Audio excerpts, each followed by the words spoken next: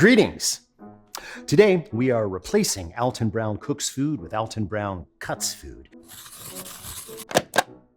This will serve as the first of 3, or maybe 5, perhaps 7 episodes concentrating on, shall we say, edgy content.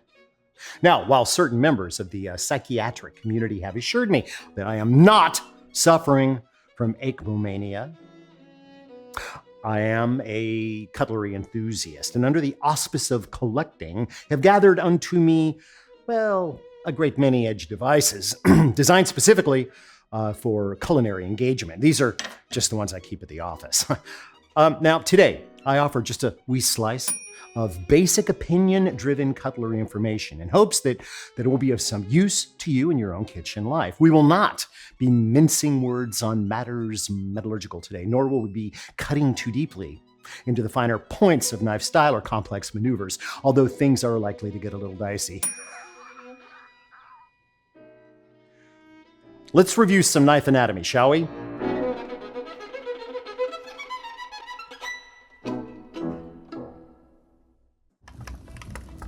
Here we have a generalized view of a somewhat chubby chef's knife. Now, starting at the ouchy end, you got the point, which is the apex of the tip. Okay, the back of the blade is the spine. The long, sharp part is the edge. The heel is down here. Now, some knives, mostly Western in style, feature this kind of a smooth wad of metal called the bolster that transitions the blade into the handle, provides some counterweight to the blade. It was once considered evidence the blade had been fully forged rather than stamped. That is no longer the case, and not something we're going to get into. Very often the blade continues on in what is called the tang, or full tang sometimes, which is usually safely ensconced in the handle, which in a Western knife is composed of 2 wooden, plastic, or sometimes resin-impregnated fabric scales that are riveted on either side of the tang. Japanese knives, not so much. They're different. That's another show. This is the butt as the back terminal end of the tool, just like the butt of a rifle. Thank you.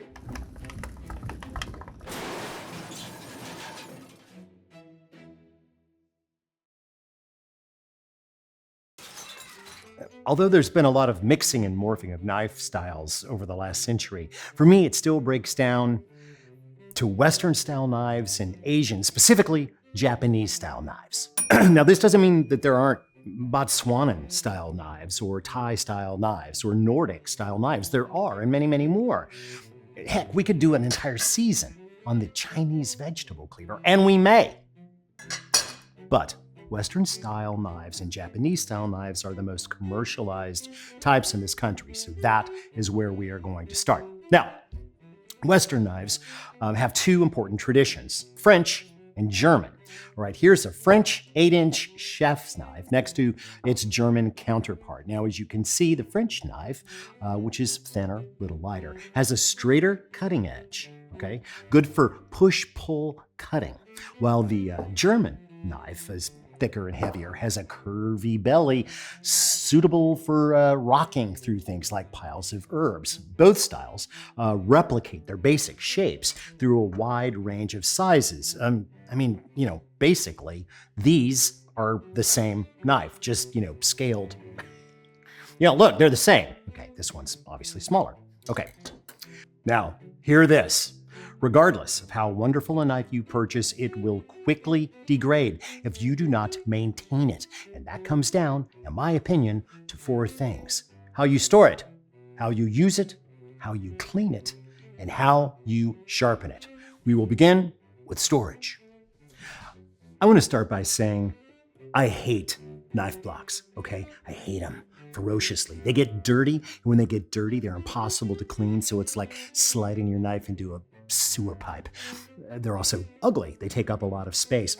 I also hate knife blocks because knife companies use them to get you to buy knife sets, and I don't like those either. You should buy your knives one at a time. Oh, and those slots, they're never actually the size for the knife that you want to put in there. Very frustrating. So I say use them to fuel the fires of hell. For me, there are two acceptable methods of knife storage. The first is into a drawer. Now, drawers can be terrible places for knives. We've all gone to a relative's house or a friend's house and opened a drawer and found, knives living in sin with, hammers and test tube holders and, potato mashers. No, if you're going to store knives in a drawer, you've got to get yourself some of these inserts. Check these out. These drawer inserts, you can buy them in a lot of places. They've got these little thin pieces of cork, dozens of them, maybe hundreds, squeezed together and held. I don't know how they're held, but what I do know is that it is really easy to just slide a knife in between those pieces and they stay nice and secure, safe and sound, as long as the knives are clean and dry when they go in there. This is a great system for a drawer, but it's not my favorite system. My personal preference, because I like seeing my knives, are magnetic bars coated with wood or some kind of knife-friendly surface. Of course, you do have to make sure that you put the knife on gently. And when you remove, you pull the edge off first, edge to spine, not the other way around. And do always store them with the tips facing upward. When they're pointed down, accidents tend to happen. All right, now, before we put one of these to actual use, let us contemplate the yin to knife's yang. Or is that the knife's yang to... No, it doesn't matter. I am simply shocked by how many folks fuss and fawn over knives while basically ignoring half of the cutting system, namely the cutting board. Now, there are a lot of cutting board surfaces out there, including those made of, and I'm not kidding, titanium, glass, and marble, all of which should be hauled to The Hague and tried for crimes against humanity alongside bamboo boards, which despite claiming sustainability are in fact terrible for knife edges due to bamboo's high silica content and the massive amount of glue required to make one of these things. I endorse only two board materials, okay, beginning with wood. Now, here at Brain Food Industries, we use both walnut and maple in a couple of different sizes, but always at least 1.5 inches thick. Okay, now these boards, nice and heavy, and they are assembled via what's called, they're called edge grain, meaning that the boards are glued so that the grain runs with the board this way, okay, long way, so that when you're cutting on it, you're usually cutting at an angle across that grain. Then you could always have an end grain board, okay? That's where the boards are glued together so that the grain runs up and down. End-grain boards, when properly made, are, to my mind, superior because they self-heal, so you don't see cut marks, okay? Of course, you could just sand that off, but above all, they tend to be faster boards, meaning that a sharp knife edge will just glide unimpeded like an ice skater across a New England pond at Christmas. End-grain boards, elegant, beautiful, fast. Not, however, cheap. But look at it this way. You don't race a Ferrari on gravel. Know what I mean? Also, I should mention that wooden boards require maintenance. A good board needs to be rubbed down about once a month with a food-grade mineral oil or a board cream. I like the one made by the Booze board people. They made most of these boards. It's got oil and beeswax in it, and I find rubbing my board to be very relaxing, and it makes my hands silky soft. Properly maintained, maybe sanded lightly every couple of years, a good wooden board will be passed on to your children and grandchildren. If they're smart, they will fight tooth and nail over it. However, if keeping up with a quality wooden board sounds too much like caring for a pet, may I suggest polyvinyl acetate, PVA, which is not the same as plastic. I don't like plastic boards. I don't like plastic. It scars deeply, and after a couple of I don't know, like a year, you just gotta just throw it away. You gotta get rid of it. And to me, plastic never, ever really feels clean. It just doesn't. PVA boards, which you see in sushi bars, are kind of synthetic rubber, which is smooth and kind of, soft to the touch and silky. Although not as decorative as wood, PVA boards like this one, made by the Japanese company Highsoft, which come in black and tan, lovely combo, black. Excellent surfaces for your fine cutlery to frolic, and they come in a lot of different sizes. Now, speaking size. Matching the board to the knife is very important. My rule of thumb, okay, is when the largest knife I plan on using that day, like this humongous thing, when it's placed diagonally across the board, there should be at least 2 inches of board remaining off both the point and the butt of the knife. This board is big enough for this, but this board is not big enough for this knife. But this board would be fine for, say, this knife. Now, if you've got room for the investment in your wallet and you've got enough room in your house to store them, I really do suggest 2 boards. All right, enough talk. We cut!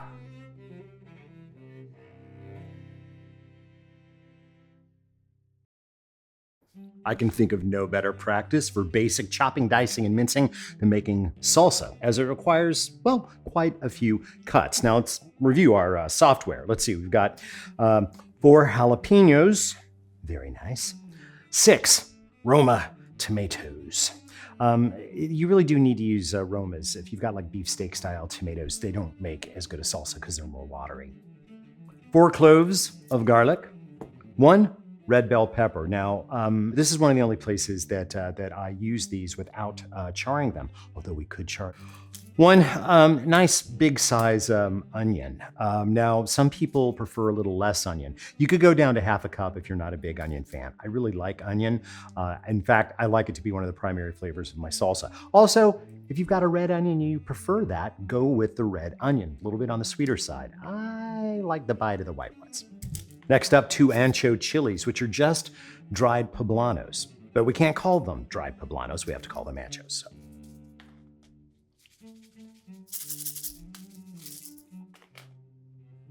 3, count them, 3 scallions. We won't be using that part. You're going to need enough limeage to get 2 tablespoons of juice. Now, if it's the time of year where you can get big juicy ones, fine, it's probably 1 will do.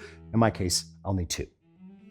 Last but not least, 1/4 of a cup of cilantro. Now, I know that some of you have that gene where this tastes like soap. If so, trade it for parsley or some other herb. Don't skip herbs though, it really needs it. Me, I like the cilantro, so I'm going with it. Okay, we also need some non-cuttable items, especially spices. I'm gonna go with a teaspoon each of a good quality chili powder and ground cumin. Now, if you've got cumin seeds and wanna grind your own, fine, but toast them first, please. Also, 2 teaspoons, probably at least 2 teaspoons of kosher salt. We might need a little bit more, we'll taste. And I'm gonna grind on enough black pepper for, let's say, half teaspoon. As for the hardware, as you can see, I'm going with a beautiful walnut board. This is my medium-sized board, and I'm using it because it makes the ingredients look pretty. Cutlery-wise, ordinarily, I would probably just use 1 knife for all this, but since we're celebrating the form, I'm going to be using 3 things. I'm going to use a French-style chef's knife in the 8-inch range. I'm going to be using a curious little number called a sheep foot paring knife, which I like a lot for garlic, and a good old pair of shears. Enough talk, we cut! Oh crap, I already said that. Never mind, cut.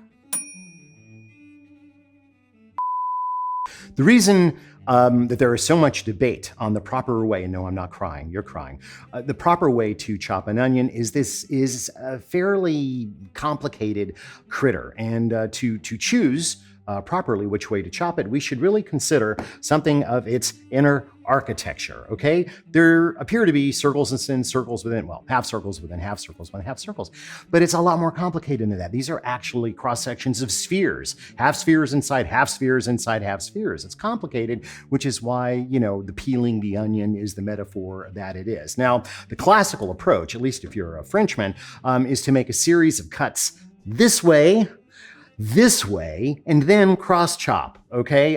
Which is supposed to cube the onion. And you know what? It would, you know, if it was a potato, but it isn't. And I've never seen it work out that well. I have a different approach, the radial approach, which is instead of making a bunch of cuts this way and then a bunch of cuts this way, I'm just gonna cut radially as many times as I can across this way, keeping the root connected, right? And then I'll do my cross cuts. Is it gonna result in every piece being exactly the same? No, but that wasn't gonna happen anyway, now was it?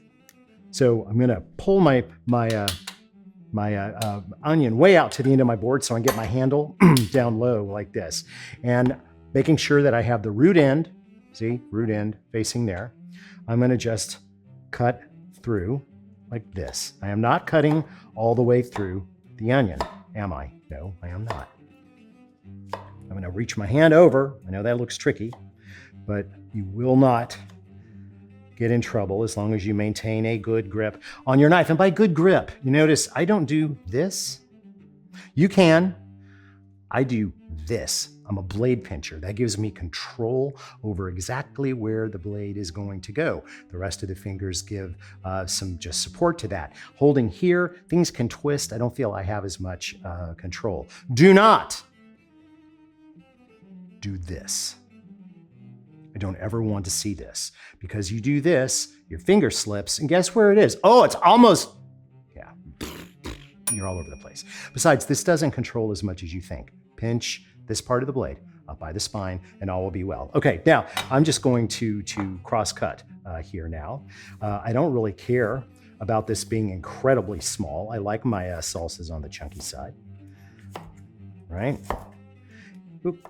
And when I get down to about there, I'm not gonna fight with this. This is gonna go in the stock pot.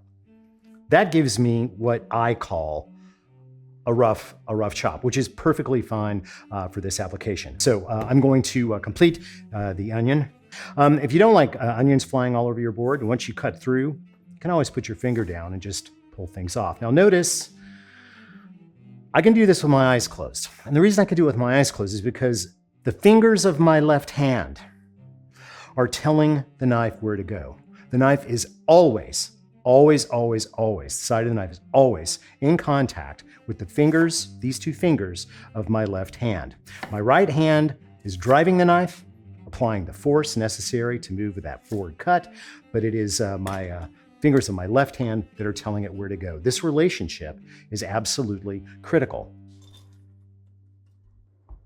Now the red bell pepper, which has got an unusual shape. I usually only take that top off because I'll use it in hummus or something like that. And I also take off the other end, which will also go into hummus. That's another show. Don't worry about that right now. Now what we need to do is get this the placenta out. So I just slice down one side to open it up.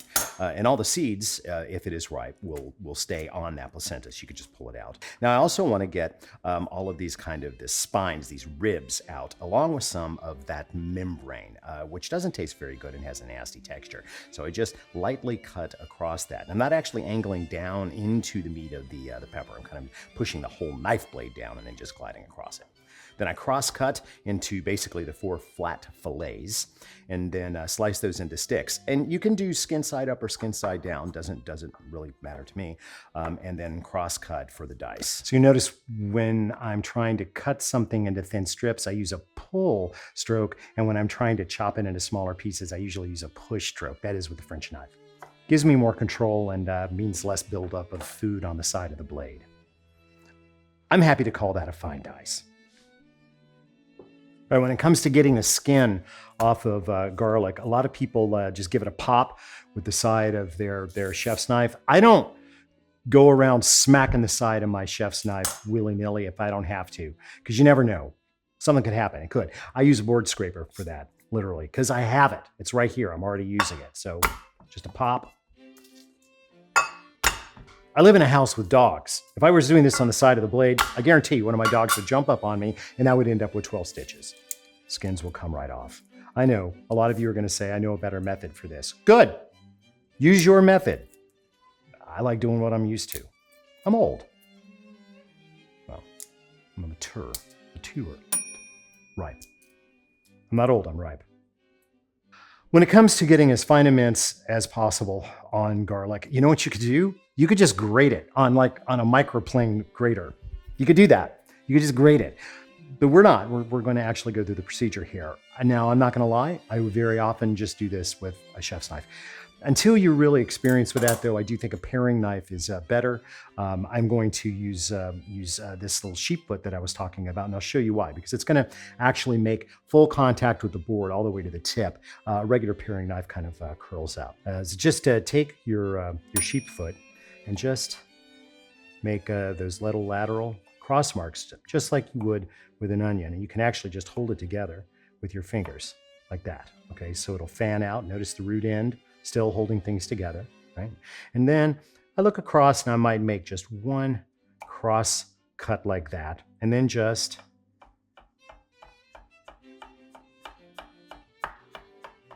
now see this knife is really great for that because it stays on the board the whole time. And I'm willing to call that fine mince.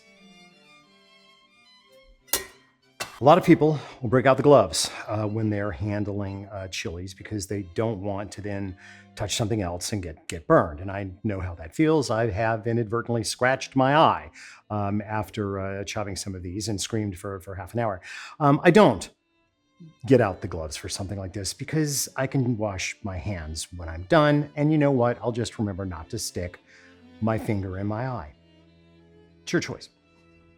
The way that I typically do these is I just take the end off. Of course, we want to get a good bit of the seed and the membrane out. I don't really care that much about the seeds, but I know some people don't like them or think they're really hot. They're not. It's the membrane that holds them that is really, really hot.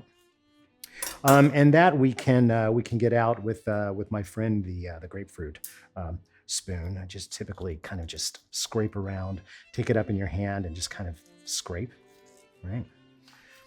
And that'll get most of that out. Some seeds will fly around. That's perfectly fine. There you go. That's all you need. Now, as far as chopping these, I treat them like I do really any other pepper, right? So I'm going to cut it into strips. And notice I like to cut with the skin side up. And the reason I do that is because if you cut with the skin side down, it's really easy to miss some. However, using the tip drag pull method, I'm less likely to do that. And again, just cross. I'm going to cut these relatively small. Notice I'm not crunching down on these. I'm using the length of the blade, right? And using my other hand to kind of feed the peppers through. It's like a little sawmill, except for peppers. If we did it this way, it's harder to keep everything like on the board because it wants to curve, whereas like this, it doesn't. Again, see, I don't even have to look because I know that my fingers are in contact with the knife. I could have faked you out and gone, oh! But I'm not going to do that. Bob's bandages. The other two jalapenos go under the broiler. No oil, no nothing. Just stick them in a pan and stick them under there. And I turn them as soon as they start to blister. I usually have to turn them at least 3 or 4 times. And of course, the actual cook time total is going to depend upon your toaster oven. You could also do this on a gas cooktop or, of course, a grill if you happen to be grilling. To me, it is worth the time as the flavor of a roasted jalapeno is a completely different kind of flavor. These look fine.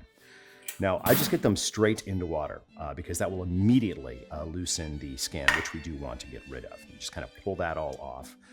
Much easier to do this in water. And you can also just kind of pull the chili itself apart, kind of flatten it out. Here, that's the last of the skin. And pull out the seeds and kind of everything that we want to get rid of. Anything that kind of hangs behind, you can get with your grapefruit spoon. You got one of those, right? You could roast all your jalapenos if you want to. You could. Go ahead, roast all 4 of them. I like a combination of the fresh, crunchy kind of heat that I get from jalapenos and also the roasty stuff, which is why I do both. And the raw jalapenos. And again, you can roast all of your jalapenos, or you cannot roast any of your jalapenos. It's just the way I like it. Anchos are tricky. Some people call them anchos, I call them anchos. Again, they're just a dried poblano and they're leathery, like an old wallet. And I don't like trying to harvest these with a knife, unless I soak them first. But I want to cut them up so that they can soak in the salsa. So instead, I'm bringing scissors to the knife fight. The first thing I do is I cut out, it's really the best thing for this, is cut out the stem, because that's also going to release all of those guys. Out you go, out you go. And on top of the fact that I don't want to eat the stem, it doesn't soften, and yeah, I'm going to lose a little bit of the chili around it, but I don't care too much about that. mostly I just want to get that out of there. There we go. And the seeds. Now these seeds aren't dramatically hot, but I don't want to eat them. Okay. As for the peppers themselves, I just want these in strips, so there's no better tool than these shears. So I'm just going to kind of snip those into pieces. Oh, there's a seed that was hiding. Go away.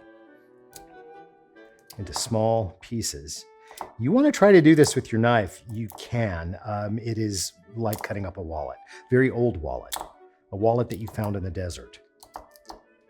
Yeah, these pieces will rehydrate. Perfect. I do like Romas for this application because they're just meatier, less juicy. And I don't like a lot of tomato juice in my salsa any more than there's going to be. So I'm going to want to kind of gut these guys a little bit. So what I typically do is I half them, right? And then I scoop them because I've opened up these cells here and here. So I'm just going to use a bowl and capture that. I don't, really want that. And again, oh my gosh, it's that spoon again.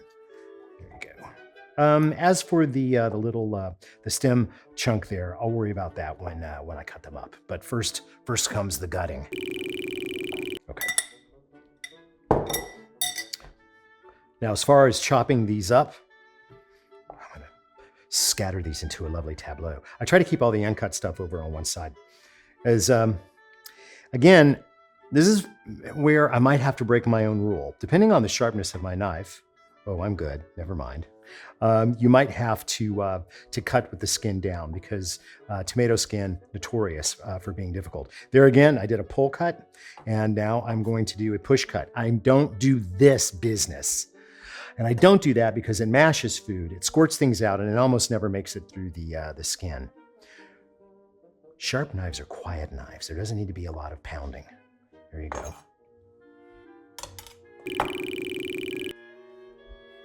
This is one example of a place where I will start with the blade all the way off the board. I like my scallions to be cut a little bit on the bias, and I don't want to get into this action, right? And I don't necessarily want to draw through this way.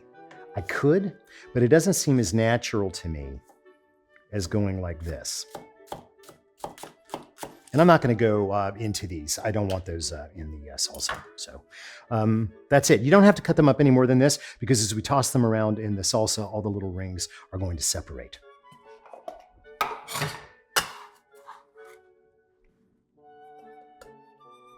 Cilantro. I know some of you hate it. I love it. And I'm going to harvest about 1/4 cup, which will probably be this entire bouquet. Cilantro is shaped a lot like parsley in that on the stalk, there's usually 2 leaves down and 3 at the top.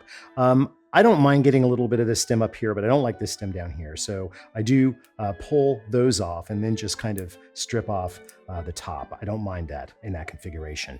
And I'm just going to go through and make a little pile. I'm going to save the rest of this because that looks like it's about enough. So how to cut this? Well, this is one of those times that I will completely allow the rock and chop business, but I'd prefer it to be a little bit more controlled. So the way that I'm going to do this is I am going to do the rock chop because I don't want to gather this up and try to do what we call a chiffonade. We'll do that on another show, but I want to make sure that I do try to have as much uniformity as possible. So I kind of start here, hoping to end up over here. So I'm just going to. I'm going to turn, regroup it, turn it over itself, and mow through again. Notice this hand way out of danger on the back of the blade. Don't drop your thumb down on the board. You drop your thumb down on the board as you're going across. Guess what goes in your salsa? Then we'll be able to put it back on. When I get it knocked down a little bit, I do more of a slide, modified. There we go. The only produce that we've got left is the lime juice, which, okay, I guess we can do that right now. There's no cutlery. Well, there is. And when it comes to juicing equipment, there are a lot of folks. I see these all over the place. I get that people like them. It lets you squeeze something and, and it sometimes removes the seeds. I never seem to get much juice out of them. I have my grandmother's citrus reamer where everything just kind of collects down in this little trough, and then you can pour it through a strainer if you're worried about the seeds. I find I just get a lot more juice out of this. And I don't just spin the lime or the citrus, I spin the reamer. They say that you can microwave your limes before you do this, or your lemons. I've never had luck with that. If you have had luck with that, put it in the comments. I'd like to know about it. See, I'm a YouTube pro now. I can say things like, put it in the comments. And I don't see any seeds, and I don't mind the pulp. So now we assemble. Salt, cumin, and chili powder.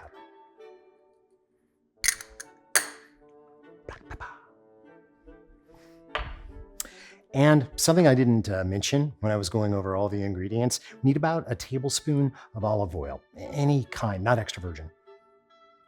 And the last thing that I add, so I've got that stirred in, is that lemon juice. Lime juice.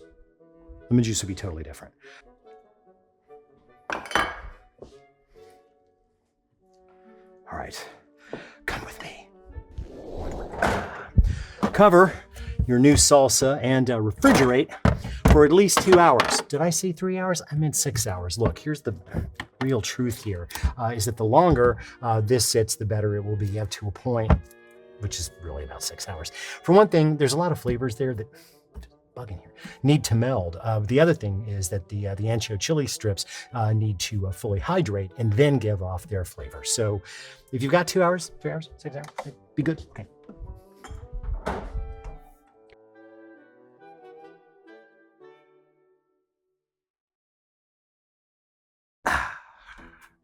Well, now that we have good and soiled knives and boards alike, we can talk about washing them. And I'd like to begin just by saying that fine knives and cutting boards can only be run through the dishwasher one time. Because after that, they're crap knives and boards. Honestly, the heat, the chemicals, the drying phase, this is literally a machine designed to destroy fine cutlery and cutting boards, okay? Now, I don't care if you just finished cutting up 20 raw chickens on your board. And yes, I cut up raw chicken all the time on wooden cutting boards because research has proven that it's safer than plastic. I don't care if you've done that. I would still not wash anything in here. We will do it all by hand. Promise me? Promise me. Okay, good talk. So I seriously doubt that all that stuff, that's all our film stuff. Yeah, I didn't have time to clean everything up yet. I doubt that I have to tell you how to wash a cutting board, right? I mean, you put it in the sink. Thusly, I usually lean it up against the side and use hot soapy water. I like to scrub with a brush like this. I think it's a little Japanese number. I love these things.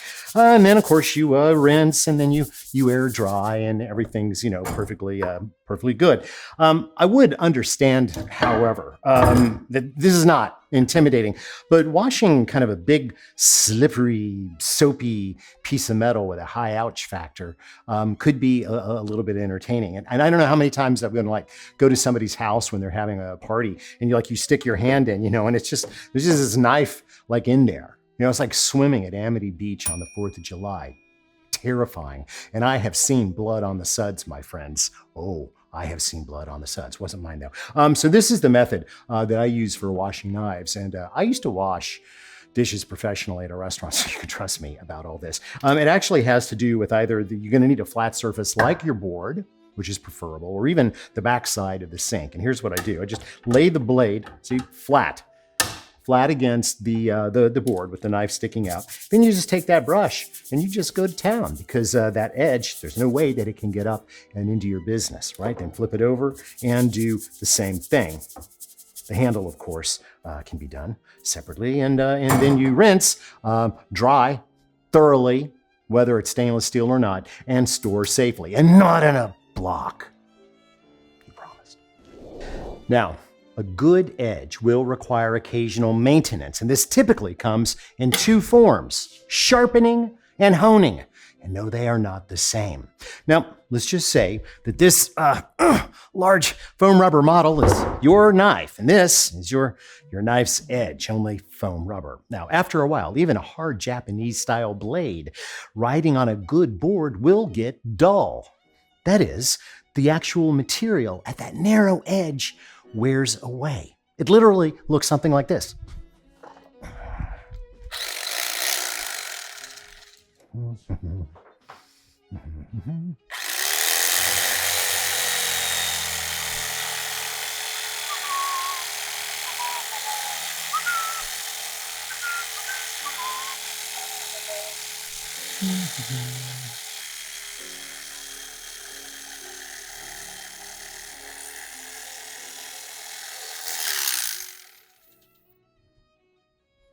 This blade is now dull.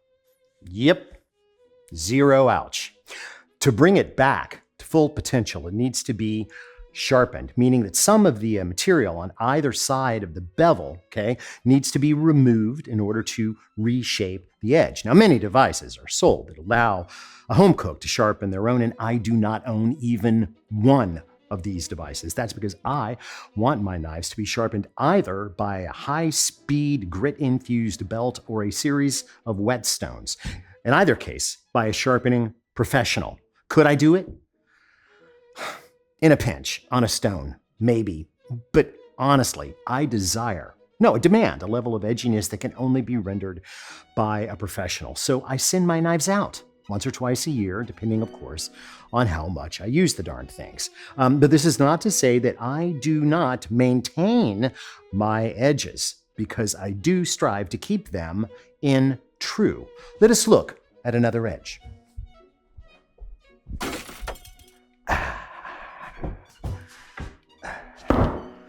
Okay. Now, sometimes edges don't so much wear down as kind of just get out of line, out of whack, a bend over here and there, burrs and bends so that the edge really isn't pointing at the food anymore. Now, this doesn't happen quite as often with hard Japanese steel knives, but it certainly happens a lot with French and German knives, which are often made of softer but tougher steel. So this blade is not dull. Its edge just isn't facing the food anymore. And this can be repaired by honing. That is, this edge will be coaxed back into correct position, but it requires a tool called a honing steel, and it requires a little bit of pressure. All right, let's have a look.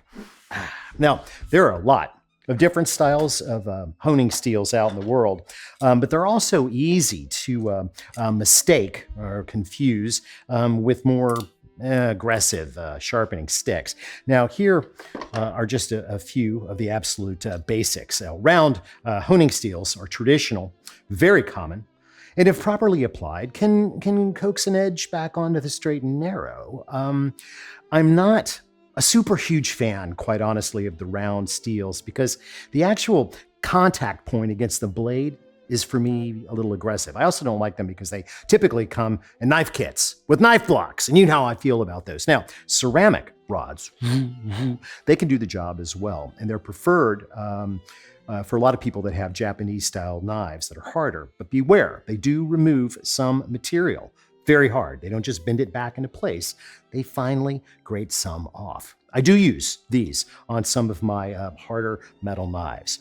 Then you got these steels that are studded with diamond dust, poof, which despite feeling smooth are more abrasive than my sense of humor. I do not like them, Sam. I don't even know why that's in here. I don't like them because they really do, in my opinion, shred the sides of an edge. The edge will seem sharp right after you use one of these, but the edge will vanish quickly and you have to reuse it. Now, my favorite steel, it's not as common. It's a hybrid steel. It is a flat steel, honing steel. When using one with softer knives, here we go. I use it pretty much like this. Okay, first off, have you ever seen chefs go? That's called theater. That's theater. That's not good for your knives. It doesn't do anything. You want to go slowly and with control, okay? You're gonna hold this at about a 45-degree angle. Okay? You're going to start the knife here at the heel and swipe towards the tip. Now you want to try to hold the knife at about a 12 to 15 degree angle, which will be good for most Western bevels, certainly.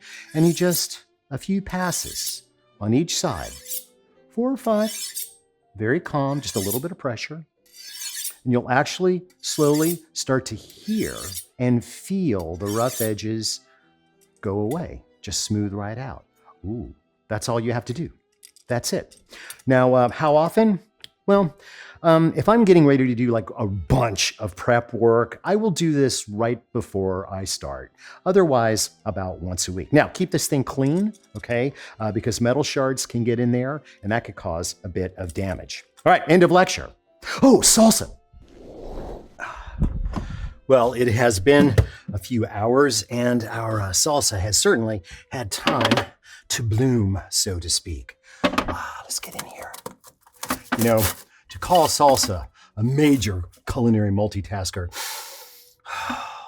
is to sell it very, very, very short. It's not just for dipping chips into, but it's totally for dipping chips into, which is how I'm going to give it a try. Let's see if our flavors have melded, shall we?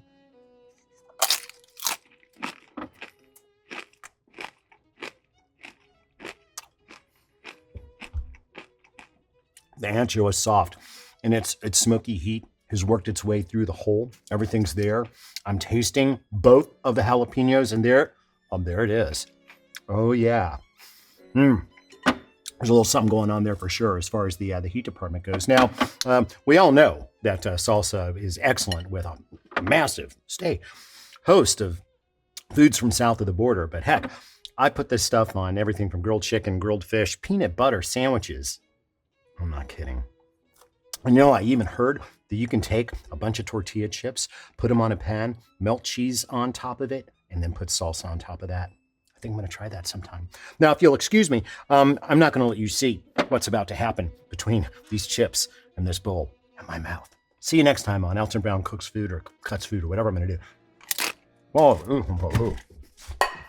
come on, baby.